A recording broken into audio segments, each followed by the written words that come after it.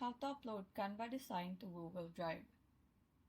So this is the file that I want to upload in Google Drive. So what I'm going to do is just click this share button located on the top right corner. So when you click this, scroll down until you see this more option. So just click this option and then scroll down again until you find Google Drive. So click Google Drive and then select the folder as to where you want to upload the file. So I want to upload this file to this folder named 1.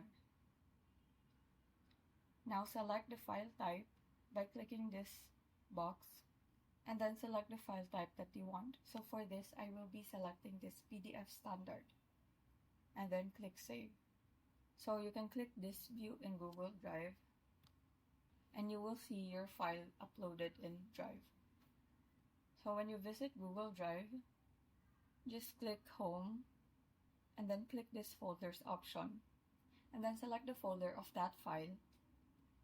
And so this is the file that I've uploaded.